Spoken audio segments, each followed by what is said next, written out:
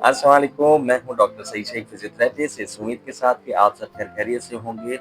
दोस्तों, इस उम्मीद के साथ कि आपकी सुबह बहुत अच्छी गुजर रही होगी। सुबह-सुबह मुझे एक ख़्याल आया कि मेरे पास जितने केसेज़ आ रहे हैं, किसी को कंधे में दर्द है, किसी को बैक में दर्द है, किसी को शोल्डर पेन है, लेकिन हम बेसलाइन इन्वेस्टिगेशन क्यों नहीं करवाते हैं?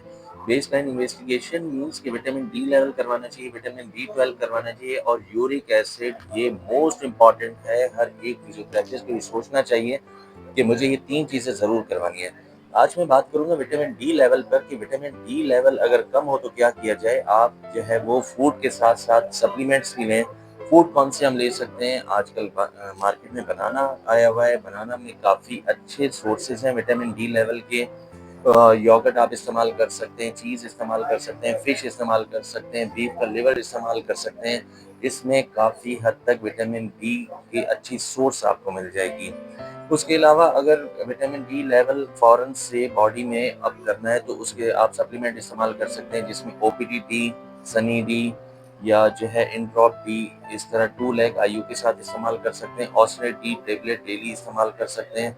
विटामिन बी12 उसके साथ इस्तेमाल कर सकते हैं, न्यूरोबियन, लेकिन आप कोशिश करें कि vitamin D, calcium plus vitamin के जिस मेडिसिन में ये तीनों चीज़ें हों तो वो इस्तेमाल करें, क्योंकि विटामिन डी की एब्ज़ॉर्प्शन जो है विटामिन के साथ बड़ी ज़बरदस्त होती है। इसलिए मैंने एक डॉक्टर को इनवाइट किया है जो आपको पूरा बताएँगे कि विटामिन डी लेवल अगर हो तो उसमें किस तरीके से बालों का गिरना, जिस्म में दर्द रहना, हर वक़्त थकावट रहना। ऐसी फीमेल जो रात में शिकायत करती हैं कि हमें रेस्टलेस सिंड्रोम हो रहा है, तो उनके लिए भी ये बड़ी मुफ़ीद वीडियो है। वीडियो को लास्ट एंड तक देखिए और फिर मुझे बताइएगा कि आपको ये वीडियो कैसी लगी। बहुत-बहुत शुक्रिया आप सब लोगों का, वीडियो को लास्ट एंड तक देखें। अस्सलाम वालेकुम दोस्तों। विटामिन डी, चाहे आप डायबिटिक हैं या नॉन डायबिटिक, आपको शुगर की बीमारी है या नहीं है, विटामिन डी आपके जिस्म के लिए बहुत जरूरी है, खासतौर पे आपकी हड्डियों की डेवलपमेंट के लिए। तो कई लोग हमसे सवाल करते हैं कि डॉक्टर साहब हमें कैसे पता चलेगा कि हमारा जो विटामिन डी है लो है, क्योंकि इसका टेस्ट करवाना जो है काफी जरा महंगा पड़ता है और बगैर किसी वजह के हम टेस्ट करवाएं तो हम अफोर्ड नहीं कर सकते। तो हमें डॉक्टर साहब कुछ ऐसी अलामात बताएं, हमें बताएं कि कैसे पेशेंट को पता चलेगा कि उसके जिस्म में विटामिन डी का लेवल कम है। आज हम बात करेंगे 8 ऐसी निशानियों की, 8 ऐसे साइंस या 8 ऐसी अलामात जिनसे पता चल सकता है कि आपकी बॉडी में विटामिन डी का लेवल कम है। पहली वजह, हर वक्त थके थके रहना।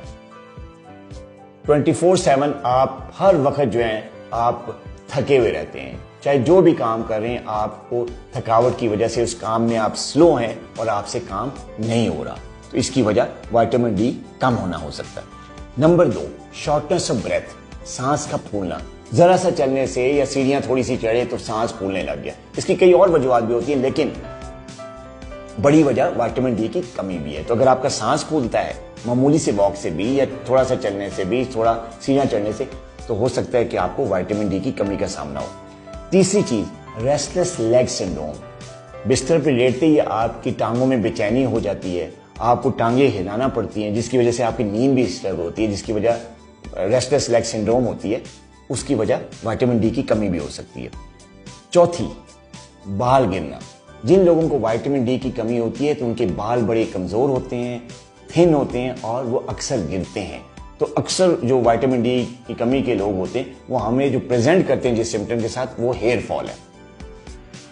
पांचवी वजह, एडल्ट एक्नी। वैसे तो एक्नी जो है वो ऐसी बीमारी है जो कि टीन एजर्स में होती है या थोड़ी यंग एज में हो जाती है, लेकिन अगर आप टीन एज से निकल आए हैं, एडल्ट एज में हैं और आपको जो है बगैर किसी वजह के, बगैर किसी एलर्जी के आपके चेहरे पे दाने निकल रहे हैं, एक्नी हो रही है, तो उसकी वजह विटामिन डी की कमी भी हो सकती है।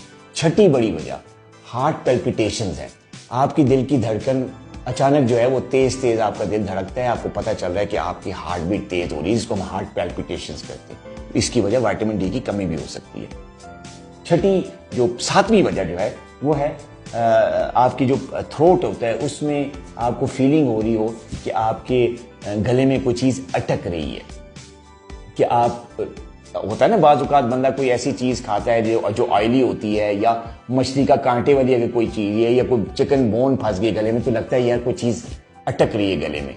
तो यही फीलिंग विटामिन डी की कमी में भी होती है कि आपको लग रहा होता है, होता कुछ नहीं है गले में, लेकिन आपको ऐसा लग रहा होता है कि कुछ चीज आपके गले में फंस रही है, अटक रही है, जिसको बार बार पानी पी के आप उसको आगे करने की कोशिश करते हैं। तो ये विटामिन डी की कमी की वजह से भी हो सकती है। और आठवीं बड़ी वजह जो है वो विटामिन डी की कमी की वो साइन जो है वो है जो आपका जो ना हर वक्त जो आपकी जो नेक है और जो आपकी बैक है वो अकड़ी रहे, आपको अजीब सा जो है वो फील हो कि आपकी जो गर्दन है उसमें कुछ मसला है, उसमें खिंचाव ज़्यादा है, वो अकड़ी हुई है, और आपको कभी कभी गर्दन की हड्डी में या बैक बोन में पेन भी हो और अकड़ाहट ज़्यादा हो, तो इसकी वजह विटामिन डी की कमी भी हो सकती है। तो अगर इनमें से कोई अलामत आप में पाई जा रही है तो आप अपने मौलिक से फौरन मशवरा करें, क्योंकि इसकी वजह विटामिन डी की कमी भी हो सकती है।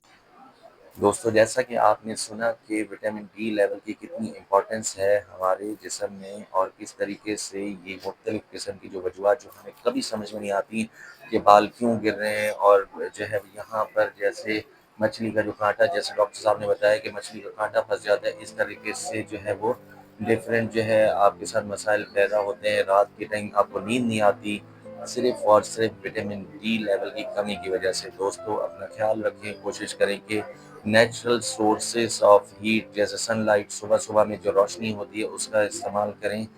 उसके सामने बैठे रहें थोड़ी देर, ताकि आपके जिस्म में हरारत पैदा हो और विटामिन डी लेवल अच्छा आपके पहुँच में हो सके।